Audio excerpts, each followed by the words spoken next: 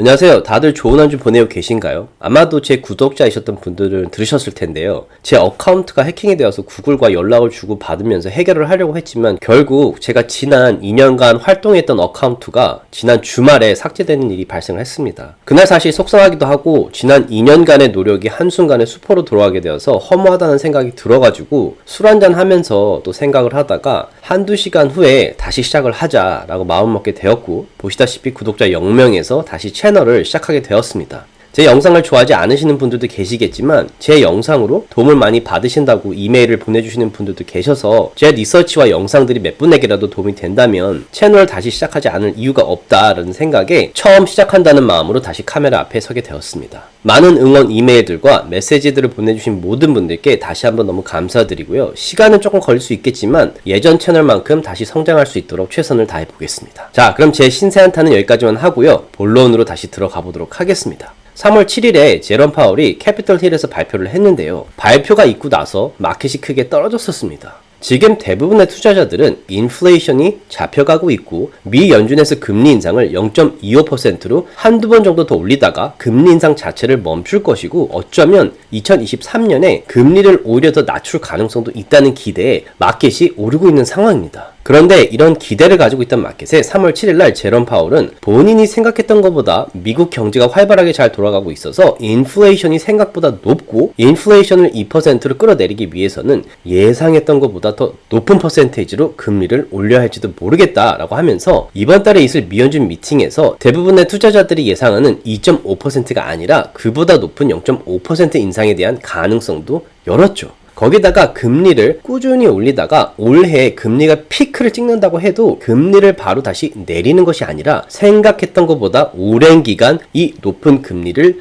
유지해야 될 가능성이 있다라고 하면서 대부분의 투자자들이 기대하는 soft landing과는 다른 방향으로 정책을 진행시키려고 하고 있죠. 주식이라는 것은 마켓에 대한 기대를 반영합니다. 그렇기 때문에 이 기대에 조금이라도 벗어날 경우에 마켓은 반드시 반응하게 되어 있기 때문에 이날 발표 이후에 마켓이 다시 내려가고 있다고 생각을 하는데요. 3월 21일, 22일에 있을 미연준 발표날 미연준에서 어떤 결정을 내리는지 기다려봐야 될 것 같습니다. 자, 여기서 여러분들이 아셔야 할 것이 금리를 올릴 경우에 인플레이션을 끌어내릴 수는 있지만 그 과정 속에서 해고는 일어날 수밖에 없습니다. 그 해고율이 5% 아래로 유지되면서 인플레이션이 해결되고 리세션이나 마켓 크래시가 없는 soft landing으로 끝날 것인지 아니면 unemployment rate이 5%보다 높아지고 리세션과 마켓 크래시까지 동반하는 hard landing으로 끝날 것인지를 두고 많은 투자자들이 상반된 의견들을 가지고 있는 상태입니다. 이번 연설 때 매사추세츠 상원 의원인 엘리자베스 워런과 루이지애나 상원 의원인 존 케네디가 제롬 파월에게 지금 말한 대로 금리 인상을 계속해서 진행할 경우에 앞으로 해고되어야 하는 사람들이 최소한 무려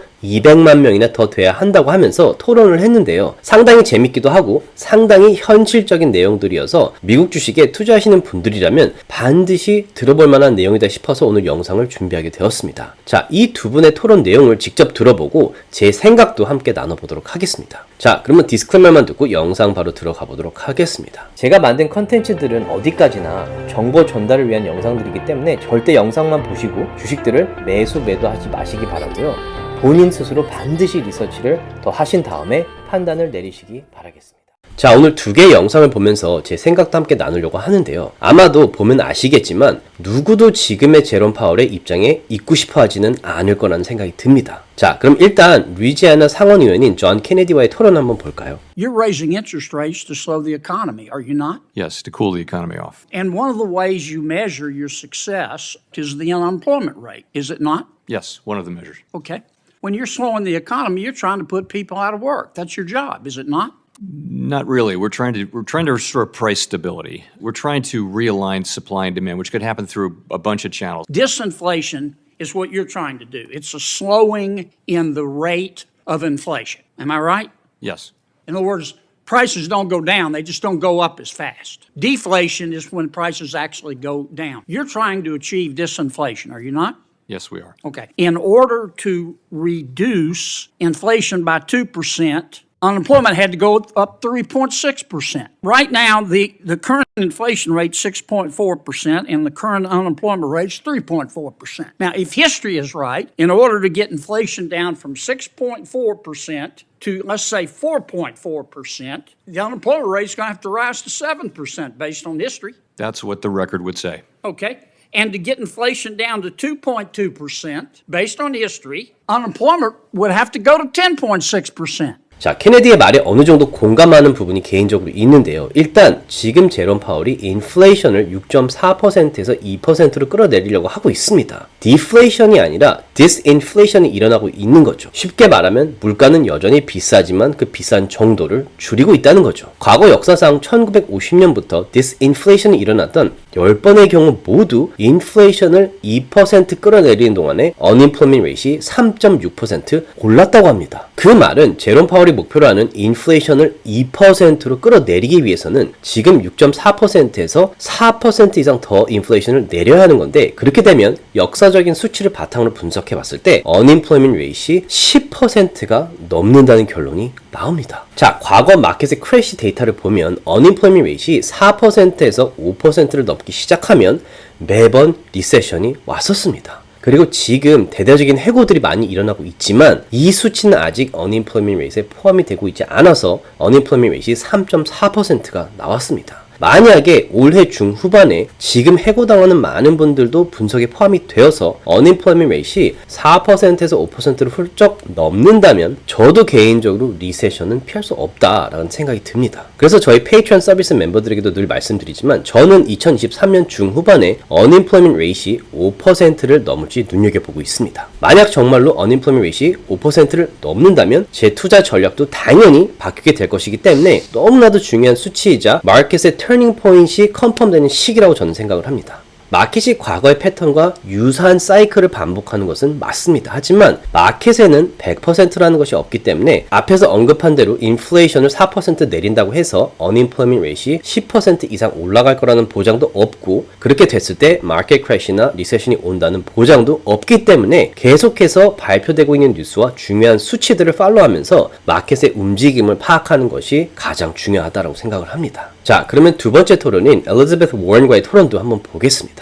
So the Fed has raised interest rates 8 times over the last year in what has been the most extreme rate hike cycle in 40 years. The Fed's goal is to slow inflation, and your tool, raising interest rates, is designed to slow the economy and throw people out of work. According to the Fed's own report, if you continue raising interest rates as you plan, unemployment will be 4.6% by the end of the year, more than a full point higher than it is today. Chair Powell, if you hit your projections, do you know how many people who are currently working will lose their jobs? I don't have that number in front of me. That would be about 2 million people. What would you say to them? How would you explain your view that they need to lose their jobs?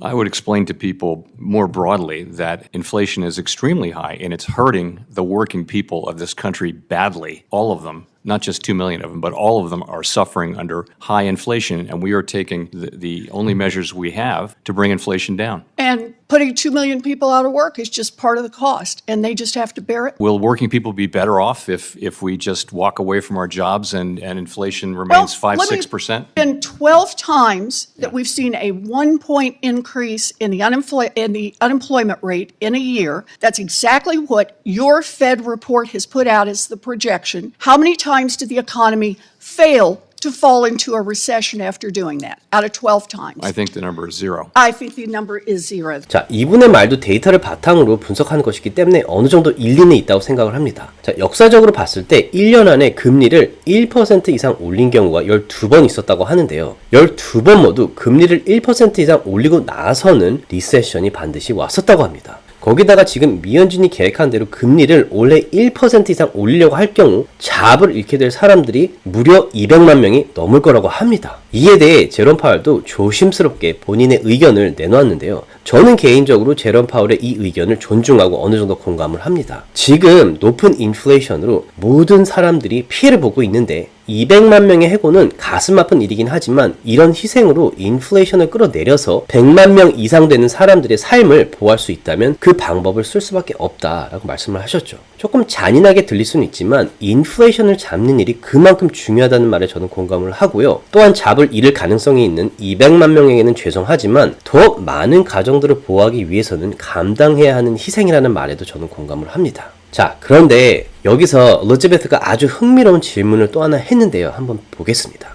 History suggests that the Fed has a terrible track record of containing modest increases in the unemployment rate. In fact, in 11 out of the 12 times that the unemployment rate increased by a full percentage point within 1 year, unemployment went on to rise another full percentage point on top of that. If that's what happens this time, we'd be looking at least 3.5 million people who would lose their jobs. 자, 제 이전 채널이 만약 삭제가 되지 않았더라면 제 영상들을 찾아보시면서 더 자세한 디테일을 들으셨을 수 있겠지만 저는 지금 역사적으로 봤을 때 지금까지 리세션을 100% 맞췄던 세 개 지표를 중점적으로 보고 있는데요. 그 첫 번째는 VIX, 즉 Volatility Index입니다. VIX가 40을 넘었을 경우 매번 리세션이 뒤따라 왔었는데요. 지금 20% 정도 되는 VIX가 40까지 올라갈지 지켜보고 있습니다. 자, 두 번째는 Inverted Yield Curve인데요. 정말 안타깝게도 제가 이전 채널이 삭제되기 바로 전에 올렸던 마지막 영상이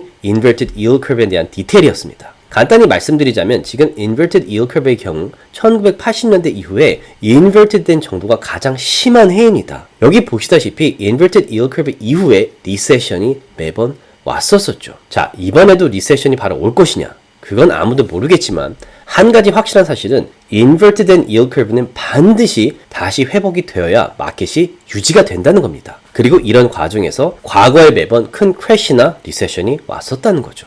자, 마켓이 그대로 반복될 것이냐? 그건 지켜봐야 알게 될 것 같습니다. 자, 그리고 마지막으로 제가 눈여겨보는 지표가 바로 Unemployment Rate입니다. Unemployment Rate이 4에서 5%를 넘었을 경우 거의 매번 리세션이 뒤따라 왔었는데요. 저는 개인적으로 지금 일어나고 있는 대형 테크 회사들의 대대적인 해고가 Unemployment Rate에 포함될 가능성이 높은 올해 중순쯤에 이 수치가 많이 오르지 않을까 생각하면서 지켜보고 있습니다. 자, 앞에서 언급한 세 가지 지표 모두 제가 개인적으로 지켜보는 지표이고요. 제 개인적인 생각이기 때문에 다 틀렸을 수도 있으니 참고만 하시기 바라겠습니다. 자, 이상 오늘은 제롬 파월이 3월 7일 날 가졌던 스피치를 함께 나눠봤습니다. 조금이라도 도움이 되셨다면 주위 분들과 나눠주셨으면 너무 고맙겠고요. 구독과 라이크를 해주시면 더욱 감사하겠습니다.